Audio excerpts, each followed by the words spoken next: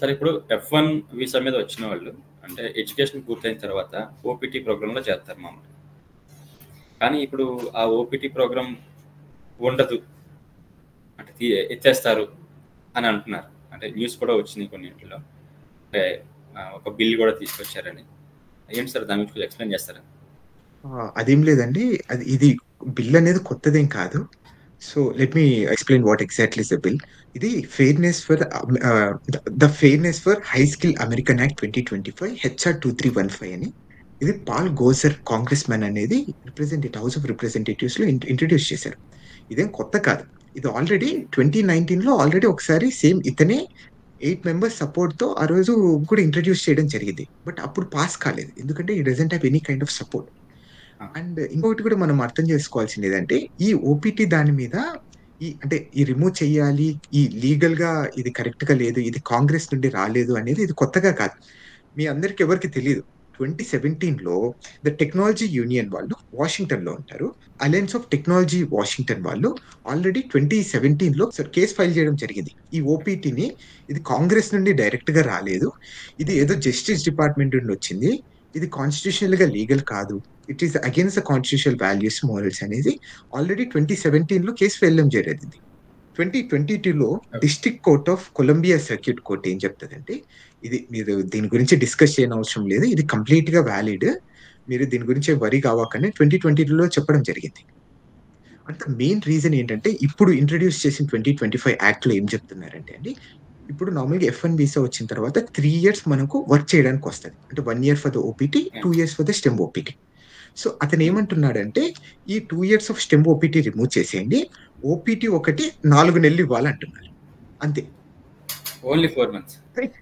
Only 4 months. అంటే మనం ఎందుకు వచ్చి ఇంకా అమెరికాకి? సో ద రీజన్ వాళ్ళు చెప్పడం ఏంటంటే ఈ ఓపీటీ ప్రోగ్రామ్ వల్ల అమెరికన్స్ చీప్ లేబర్ ని ఎంప్లాయ్ చేసుకుంటున్నారు. ఈ ఓపీటీ టైంలో కొన్ని ట్యాక్సెస్ ఎంప్లాయర్ గవర్నమెంట్ కి కట్టాల్సిన అవసరం లేదు. అంటే ఇప్పుడు యూజువల్ గా ఇప్పుడు ఓపీటీలో ఎంప్లాయర్ ఒకవేళ ఫర్ ఎగ్జాంపుల్ ఒక 20% ట్యాక్సెస్ కడుతున్నాయి అనుకోండి, H1Bలో 30% కడుతుంటారు. ఆ 10% అనేది దొంగగా ఎంప్లాయర్ అనేది దాచిపెడుతున్నారు వీళ్ళ క్లెయిమ్. అట్లనే ఇంకొక క్లెయిమ్ ఏంటంటే అమెరికన్ జాబ్స్ తీసేసుకొని పోతున్నారు ఈ టెక్, అంటే మన వాళ్ళందరూ ఇండియన్స్ అందరూ వచ్చేదంతా స్టెమ్ ఫీల్డ్ నుండి వస్తారు. సో వీళ్ళందరూ చాలా చీప్ గా దొరుకుతున్నారు, అందుకు వీళ్ళనే హైర్ చేసుకుంటున్నారు, వీళ్ళందరికీ బేసిక్ పే ఇచ్చేసి వీళ్ళందరితో ఉద్యోగాలు చేయించుకుంటున్నారు అని చాలా ఎలిగేషన్స్ ఉన్నాయి. అంటే అదే దాని రీజన్ తోనే ఇదంతా ఓపీటీ మీద చేస్తున్నారు. అండ్ వన్ మోర్ థింగ్ అండి, అమెరికా అనేది మీరు అవునన్నా కాదనుకున్నా కానీ it is completely has been with the immigrants తోనే ఈ కంట్రీ అనేది నడుస్తుంది యాజ్ ఆఫ్. అంటే సో మేబీ అందరికి అది తెలిసిన నిజమే, ఇట్స్ ల్యాండ్ ఆఫ్ ఆపర్చునిటీ. అందరు ఎంతో మంది అంటే వాళ్ళ దేశాలలో సాధించిన వాళ్ళందరూ అమెరికాకు వచ్చి ఎంతో ఉన్నత స్థాయిలో ఉన్నత శిఖరాల్లో ఉన్నారు. సో ఈ ఓపీటీ అనేది తీసేస్తే ఇట్ కొన్ ఎఫెక్ట్ ద అమెరికా అలాట్. అట్లనే అంటే మీ అందరికీ తెలిసింటది 2023లో సుమారు 2 లక్షల మంది ఇండియన్స్ F1 స్టూడెంట్ వీసా మీద యుఎస్ కి వచ్చారు. దాంట్లో మీకు తెలుసో తెలియదు 1,00,000 మంది మన తెలుగు విద్యార్థులు ఉన్నారు.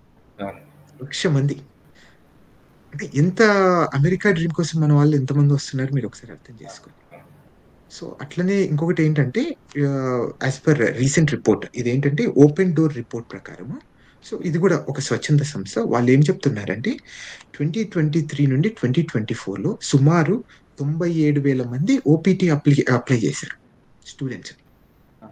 వీళ్ళందరిది రిమూవ్ చేస్తే అసలు ఫస్ట్ వాళ్ళ భవిష్యత్తు ఏమవుతుందో ఒకసారి అర్థం చేసుకోండి. 1,00,000 మంది భవిష్యత్తు ఇంకా కమింగ్ ఇయర్స్ లో ఎలా ఉంటుందో ఒకసారి అర్థం చేసుకోండి. సో మేబీ మీరు అన్నట్టు ఈ ఫ్యాక్టర్స్ వల్లనే అమెరికాకి కొంచెం తగ్గిపోయారండి కంప్లీట్ గా రావడం. సో మీరు చూసుకుంటే లాస్ట్ ఇయర్ కి ఇప్పటికి ఆల్మోస్ట్ 23% తగ్గిపోయారు అమెరికాకి రావడం already Indians. So and as per recent report $43 billion అంటే బయట నుండి వచ్చిన డబ్బులు అమెరికాకి రాకోకుండా ఆగిపోయింది because of the F1 visas అంట. $43 బిలియన్ అంట. ఫీజుల రూపంలో రావాలి కదా. అదే కదా, ఇక్కడ ఒక్కొక్క సబ్జెక్ట్ విపరీతమైన కాస్ట్ ఉంటుందండి. ఇప్పుడు ఒక్కొక్క క్రెడిట్ అంటే ఒక సబ్జెక్ట్ కి 2-3 క్రెడిట్స్ ఉంటాయి, ఒక్కొక్క క్రెడిట్ $1,200 ఉంటుంది. ఒక సబ్జెక్ట్ 3 లక్షలు ఉంటుంది, అంత కాస్ట్లీగా ఉంటది. అంటే ఇంకోటి కూడా మీరు ఇప్పుడు చెప్పిన విషయాలను బట్టి నాకు ఏమర్థమైందంటే ప్రెజెంట్ భయపెడితే భయపెట్టొచ్చు. కానీ ఫ్యూచర్‌లో వాళ్ళకే నష్టం. ఇమిగ్రెంట్స్‌ని మరీ ఇబ్బంది పెట్టడం వల్ల. అంటే ఇక్కడ వాళ్ళు కూడా they want to control the immigrants అండి. అంటే చాలా మంది ట్రంప్ కూడా మీరు చాలా సందర్భాల్లో చూస్తున్నారు. ట్రంప్ ఎక్కడ లీగల్‌గా వచ్చినోళ్ళని ఎక్కడ ఎఫెక్ట్ చేయడం లేదు. So when you are here legally you can stay legally. మీరు కొన్ని ఏ తప్పు చేసినా కానీ మేము మీ మీద కన్నేసి ఉంటాం. We gonna be as a watchdog of you అని వాళ్ళు చెప్తున్నారు. అంటే మీరు ఏ తప్పు మీరు దేనికోసం వచ్చారు? మీరు అమెరికా డ్రీమ్ కోసం వచ్చారు. So work for it. మీరు ఇల్లీగల్‌గా ఏది చేసినా కానీ మేము చూస్తూ ఊరుకోము అనేది వాళ్ళు క్లియర్‌గా డిసైడ్ అవుతున్నారు. ఆ! అంటే అండి నేను ఇప్పుడు కూడా చెప్తున్నాను. మీరు లీగల్‌గా వచ్చి whatever you want to do legally మీరు చదువుకోవడానికి వచ్చారు. ఒక ఉన్నత స్థాయిలో ఉండాలి అనుకుంటే ఐ ఆల్వేస్ వెల్కమ్. మీరు వచ్చి చదువుకొని తప్పకుండా అమెరికా డ్రీమ్ కోసం రండి. కానీ ఇఫ్ యూ వాంట్ కమ్ వచ్చి మేము పార్ట్ టైమ్ చేస్తాము. అది చేస్తాము, ఇది చేస్తాము అనేదైతే ఇప్పుడైతే కరెక్ట్ టైం కాదు. Please don't come. మొహమాటం లేకుండా నేను చెప్తున్నాను. I know it gonna backlash me. అంటే మీరు అమెరికాలో ఉన్నారు, 1,00,000 చెప్తున్నారు ఆ! అంటున్నారు. ఖచ్చితంగా కామెంట్ చేస్తారండి. మీరు అక్కడ ఉన్నారు కాబట్టి 1,00,000 చెప్తున్నారని అంటారు. ఎవరైనా ఇది వాస్తవం కదా! విషయం అంటే పరిస్థితులు బాగున్నప్పుడు మీరు వెళ్లారు. ఇప్పుడు పరిస్థితులు బాలేదు అందాక వెయిట్ చేయండి అంటున్నారు. దీంట్లో తప్పేం లేదు. అట్లనే అంటే దేర్ ఆర్ మెనీ ఆపర్చునిటీస్ అండి రైట్ నౌ. అంటే మన ఇండియన్స్ నేను చాలా మందిని చూస్తున్నా. మన తెలుగోళ్ళు కూడా చాలా మంది పీహెచ్‌డీ చేయడానికి వస్తున్నారు అమెరికాకి. There are many opportunities. ఇక్కడ యూజువల్‌గా పీహెచ్‌డీ చేసే వాళ్ళకి కంప్లీట్‌గా ఫీ అనేది ఉండదు. అలానే యూనివర్సిటీస్ వాళ్ళు వీళ్ళకు డబ్బులిచ్చి వీళ్ళకు ఏమంటారు నెల నెల జీతం ఇచ్చేసి వీళ్ళని మెయింటైన్ చేస్తుంటారు. మీరు రీసెర్చ్ చేయండి. స్టైఫండ్ ఇస్తారు ఖచ్చితంగా. అవును. స్టైఫండ్ ఇస్తారు. అన్ని ఆపర్చునిటీస్ ఇస్తున్నారు మనకి. There are many kind of అంటే నువ్వు బాగా చదువుతావు, నువ్వు బాగా నీకు ఉంది అనుకుంటే దేర్ ఆర్ మెనీ కాలేజెస్ మీకు మీరు రండి మేము మీకు స్కాలర్‌షిప్ ఇస్తాము అని చెప్పిన చాలా ఉంది. Even right now I am also in the scholarship అండి. I got 50% of scholarship. Okay. So there are many opportunity. అంటే వీళ్ళేంటంటే డైవర్సిటీ అనేది చాలా ఇంపార్టెంట్ అండి. అంటే ఒక కాలేజ్‌లో ఇప్పుడు నేను లా స్టూడెంట్‌ని ఇక్కడ. సో ఇండియన్స్ మీ అందరికి తెలుసు. ఎవరికైనా ఇండియన్స్ అందరూ యూఎస్ఏకి వచ్చి లా చేసేవాళ్ళు చాలా తక్కువ మంది ఉంటారు. సో మేబీ నాకు తెలిసినంత వరకు మీకు పరిచయమైనోళ్ళలో నాకు తెలిసింది నేను ఒక్కడినే ఉంటాననుకుంటా. అమెరికాలో లా చేసేవాళ్ళు. సో ఇక్కడ ఏంటంటే దే నీడ్ ద డైవర్సిటీ అండి. అంటే కాలేజ్‌లో నా క్లాస్‌లో ఏమైతదంటే మేము 60 మెంబర్స్ ఉంటే 60 మెంబర్స్ అందరం ఇంటర్నేషనల్ స్టూడెంట్సే. అంటే అందరం ఒక్కొక్క కంట్రీ నుండి వచ్చినోళ్ళు. ఇండియా నుండి నేను ఒక్కడినే. సో ఒకరు చైనా నుండి ఒక ఇద్దరు ఉంటారు. సో అలానే మళ్ళా థాయిలాండ్ నుండి ఒక ఇద్దరు ఉంటారు. మళ్ళా ఆస్ట్రేలియా నుండి, స్పెయిన్ నుండి ఒక ఇద్దరిద్దరు అలా తీసుకుంటారండి. సో మమ్మల్ని అందరిని ఏం చేస్తారంటే అమెరికన్స్‌తో కూర్చోబెడతారు. ఓకే. అమెరికన్స్‌తో కూర్చోబెట్టి ఆ డైవర్సిటీ కోసం అంటే ఇప్పుడు ఒక లా అనేది కంప్లీట్‌గా అంటే the more you gonna learn the more you gonna gain. So law కంప్లీట్‌గా డిఫరెంట్‌లో ఇప్పుడు ఇండియా పర్స్పెక్టివ్‌లో ఒక డిఫరెంట్ థింకింగ్ ఉంటది నాకు. ఇక్కడికి వచ్చిన తర్వాత ఒక డిఫరెంట్ థింకింగ్ ఉంటది. సో మమ్మల్ని అందరిని కలిపిన తర్వాత so you gonna critical thinking అనేది ఎక్కువ పెరిగిపోతదని మమ్మల్ని అందరిని కావాలి అని మమ్మల్ని అమెరికన్స్‌తో కూర్చోబెడతారు. Okay. So there is lot of opportunities if you wanna come genuinely and study here for the American dream. కానీ అంటే మేము వచ్చి పార్ట్ టైమ్స్ చేస్తాము అనుకుంటే మాత్రం so this not the correct place right now. చాలా థ్యాంక్స్ సార్. చాలా మంచి విషయాలు చెప్పారు.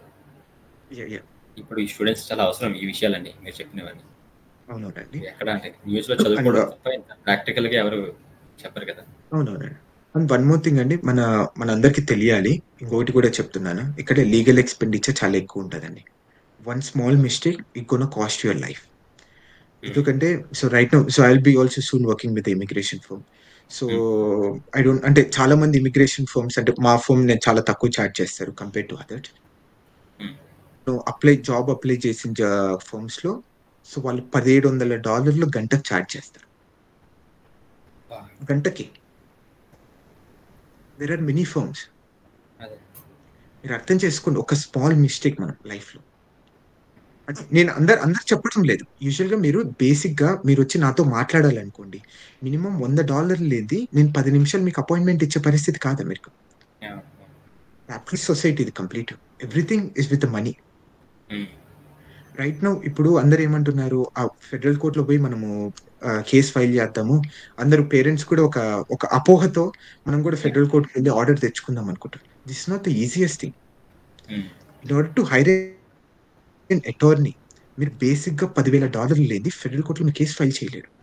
ఎవరికీ తెలియడం లేదు. That's a reality. ఇప్పుడు సరే నేను నేను చెప్పేది అబద్ధం అనుకోండి. మినిమమ్ $5,000 లేనిది ఎక్కడ కేస్ ఫైల్ చేయలేం కదా! ఇట్లా అనుకున్నా కదా! $10,000 సర్లే నేను హైపర్ ఎక్కువ చెప్తున్నాను. $5,000 లేనిది ఫైల్ చేయలేం. హ్మ్. ఇప్పుడు సరే $5,000 వాళ్ళకి ఫీజ్ ఇస్తాం. ఇప్పుడు ఫర్ ఎగ్జాంపుల్ వాళ్ళు న్యూయార్క్‌లో ఉంటారనుకోండి. ఇప్పుడు వాళ్ళు విస్కాన్సిన్‌కి రావాలి. విస్కాన్సిన్‌కి ఫ్లైట్‌లో రావాలా? ఫ్లైట్ చార్జెస్ ఎవరు కట్టాలి? మీరే గదా! ఆ! మీరే గదా! వాళ్ళొచ్చినందుకు ఆ రోజు అదేమంటారు వాళ్ళకి సాలరీ గాని, వాళ్ళకు గౌరవ వేతనం గాని ఎవరివ్వాలి? మీరే గదా! సరే గంటకు $100 యేసుకున్నా గాని ఒక 7, 8 గంటలుంటారా? వాళ్ళకొక హోటల్ బుక్ చేయాలా? These are the courtesy. నువ్వు చెయ్యాలని కాదు. ఇవన్నీ కర్టసీ. ఎంతైతది? లాస్ట్‌కి $10,000 అయితది. అదే మొత్తానికి ఇక్కడ ఇండియాలో ఆస్తులు అమ్ముకోవాల్సొస్తది. సీరియస్. నెక్స్ట్ థింగ్ ఏమన్నా? ఇక్కడ మీ అందరికి వన్ ఆఫ్ ద ఇంకోటి కూడా చెప్పాలి. ఇక్కడ లీగల్ ఫర్మ్స్‌కి ఇన్స్యూరెన్స్ ఉంటది. మన మెడికల్ ఇండియాలో ఇన్సూరెన్స్ లాగా ఇప్పుడు ఫర్ ఎగ్జాంపుల్ మెడికల్ ఇన్స్యూరెన్స్ లాగా if there is any malpractice జరిగినప్పుడు కానీ, ఏదైనా తప్పులు చేసినప్పుడు గానీ, ఇక్కడ ఎక్కువ క్లెయిమ్ చేస్తారండి. కొన్ని కోట్లల్లో క్లెయిమ్ చేస్తారు. ఓహో! దానికంతా ప ఇన్స్యూరెన్సెస్ ఉంటాయి దానికంతా. Okay. Okay. You can claim it. Yeah! అంటే వన్ మోర్ థింగ్ అండి. సో, యూ బెటర్ అంటే అందరికీ ఒకటే చెప్తున్నాను. సో, మేమేదో వీడియోలో చెప్తున్నాము, లేకపోతే ఎక్కడో చదివాము. అట్లనే లేకపోతే రెడిట్‌లో చదివాం, ఫేస్‌బుక్‌లో చదివాం. మాకేం కాదు, అక్కడ డిపోర్ట్ అయితున్నాయి. ఇవన్నీ ఎక్కడ నమ్మకూడదు. మీరు ఏదున్నా కానీ లీగల్ అడ్వైస్ కోసం కన్సర్న్డ్ ఇమ్మిగ్రేషన్ అటార్నీని మీరు కన్సల్ట్ కావాలి. ఓకే. ఇప్పుడు ఇండియాలో లాగా ఇదేమంటారు యూజువల్‌గా నాకు తెలిసి you also well known of the advocate back in India. ఇప్పుడు మీరు ఏ సమస్య ఎళ్ళినా గాని ఇండియన్స్ ఆన్సర్ చేయగలరు. సో, ఫర్ ఎగ్జాంపుల్ మీకు క్రిమినల్‌లో ఎళ్ళినా గాని, సివిల్‌లో ఎళ్ళినా గాని, if you ask about the banks అన్నీ ఒకతనే ఆన్సర్ చేయగలరు. ఇక్కడ అలా ఉండదు. Every field has a specialist. Okay. Immigration specialist. Immigration ఇప్పుడు నేను నేను ఒక అమెరికన్ దగ్గర ఉంటున్నానండి. సో, జాబ్ చేస్తున్నాను. సో, అతని దగ్గర ఫర్ ఎగ్జాంపుల్ ఇప్పుడు అతను only criminal and family law చేస్తాడు. ఇప్పుడు మనం ఎళ్లి సో, నాకు బ్యాంక్రప్సీ అయ్యింది. So, how to deal with అంటే he doesn't have any idea. Okay. తనేమంటాడంటే నువ్వు వేరే వాళ్ళని పోయి కలువు అంటాడు. ఓకే. ఓకే. అది one of the biggest trouble ఇక్కడ. అంటే మనం అటార్నీస్ పట్టుకోవడం కానీ కొంచెం ఇబ్బందిగా ఉంటది. ఓకే. మెడికల్ ఫీల్డ్‌లో ఉన్నట్టు. సో, అంతే అండి. వన్ మోర్ థింగ్ అండి. ఏదైనా కానీ సో, మీరు చదివే న్యూస్ కానీ, లేకపోతే ఏదైనా భయపెట్టే న్యూస్ ఇవన్నీ చాలా చూస్తుంటాము. వాళ్ళక్కడ డిపోర్ట్ అయ్యారు, ఇక్కడ డిపోర్ట్ అయ్యారని. So, please don't worry. ఎక్కడే గాని ఒక్కరికి కూడా సెవీస్ టర్మినేట్ అయినోళ్ళని కానీ, వీసా రివోక్ అయినోళ్ళని కానీ ఎక్కడే గాని డిపోర్టేషన్ అనేది ఎక్కడ జరగలేదు. Okay. So, one more thing whatever issue ఒక చిన్న మైనర్ ఇష్యూ అయినా కానీ పోనీ ఒక $200, $100 ఎంతైనా పోయినా కానీ మీరు తప్పకుండా కన్సర్న్డ్ లీగల్ అటార్నీ దగ్గర మీరు గైడెన్స్ తీసుకోవాలి, అడ్వైస్ తీసుకోవాలి. అంటే ఎందుకు why I'm telling you this ఒక అమ్మాయి రీసెంట్‌గా న్యూస్ వచ్చిందండి. 2 డేస్ బ్యాక్. ఒక అమ్మాయి ఏదో ఒక రెడిట్‌లో చదివిందంట. ఇదేమంటారు ఒక బ్లాగ్ చదివిందంట. అదేమంటే వాడెవడో ఇట్లా చేస్తే వాడికి సక్సెస్ అయిందని ఈమె కూడా సేమ్ అట్లనే చేయమని చెప్పాడంట వాడెవడో. అది చేస్తే ఇప్పుడు ఆమె వీసా క్యాన్సిల్ అయింది. స్టెమ్ ఓపీటీ అనేది రిజెక్ట్ అయిపోయింది వాళ్ళకి. ఓకే. ఇప్పుడు ఆమె ఎవరిని బ్లేమ్ చేస్తది ఒకసారి అర్థం చేసుకోండి. అంతే కదండీ. ఒక చిన్న మిస్టేక్. మనం నాలెడ్జ్ గెయిన్ చేసుకోవాలి అందరిని అడుగుతున్నాం ఒక చిన్న మిస్టేక్ ఈమె లైఫ్‌ని కాస్ట్ చేసింది. ఇప్పుడు ఆమె మళ్ళా చదవాలి లేకపోతే మళ్ళీ ఇండియాకి వెళ్ళిపోవాలి ఇంకా. She don't have any option right. So, అంటే ఇంకొకటి ఏంటంటే క్లియర్‌గా రూల్స్ చదవాలి. సో, ఏదైనా కానీ హోల్ హార్టెడ్‌గా జడ్జ్‌మెంట్ చదవాలండి. సో, అంటే మీరు ప్రెస్ వాళ్ళకి అంటే you are well known of it. మీరు ఎప్పుడైనా గాని ఆర్టికల్ హెడ్డింగ్ చదివేసి మీరు యూ డోంట్ లీవ్ ఇట్. పూర్తిగా చదువుతారు. ఎందుకంటే దేర్ ఆర్ మెనీ లూప్స్ కానీ తెలియంటి గాని ఉంటాయి. జస్ట్ మీరు టైటిల్ అనేది క్యాచీగా పెడతారు. In order to attract the clients కానీ మా రీడర్స్‌ని కానీ ఏదైనా కానీ. సో, ఏదైనా హోల్ హార్టెడ్‌గా చదవాలి. ఎందుకంటే అందరూ సగం చదివేసి ఈ ఇబ్బందులు పడుతున్నాయని నేను అనుకుంటున్నాను. యాహ్! దట్స్ ఇట్ అండి. Thank you so much Sai Srinivas గారు. చాలా మంచి విషయాలు చెప్పారు. చాలా విషయాలు ఎక్కువసేపు డిస్కస్ చేసాం. మళ్ళీ ఇంకొక రోజు మళ్ళీ ఇంకొక టాపిక్ మీద లేదంటే అసలు అప్పటి పరిస్థితి ఎలా ఉంది? మన స్టూడెంట్స్ అనే విషయాల మీద డిస్కస్ చేద్దాం సార్. అడిగిన వెంటనే స్పందించారు. చాలా థ్యాంక్ యూ. థ్యాంక్ యూ అండి. ఇఫ్ రిక్వైర్డ్ అని ఎనీథింగ్ కానీ మీరు కూడా మీ ఛానల్ ద్వారా ఒకటే కోరుకుంటున్నాను. So what ever you need some educational guidance ప్రకారం వరకు, సో యాజ్ ఏ తెలుగు మెంబర్గా, ఒక తెలుగు కమ్యూనిటీ నుండి వచ్చిన వ్యక్తిగా తప్పకుండా నా సాయశక్తులు వాళ్ళకి గైడ్ చేస్తాను. If they need a proper legal guidance కానీ, సో వితౌట్ ఎనీ అంటే అటార్నీ దగ్గర వెళ్తే they gonna charge him.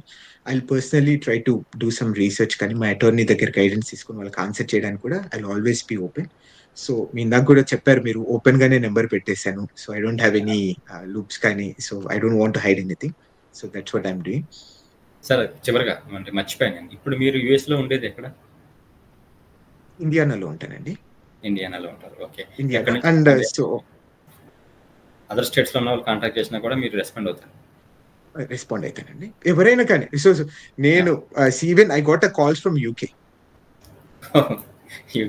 So వాళ్ళకి Telugu they didn't understand the Telugu అంట. సో బట్ వాళ్ళు మళ్ళీ గూగుల్ ట్రాన్స్లేటర్ కి ఇచ్చి సో ఏంటి అని చదివేసిన తర్వాత then he call me and he has message me అంటే, so I'm not from in India, would you help me అని. See doesn't matter, we're all the humans here. ఎందుకంటే మనం ఆత్మాభిమానంతో, మనం తెలుగు వారి మీద ఆత్మాభిమానంతో మనం ఏదో ఆ తెలుగులో టైప్ చేసి అందరికి అర్థం కావాలని టైప్ చేశాను తప్ప, or else I could have typed in English. Okay okay sir. Thank you so much sir.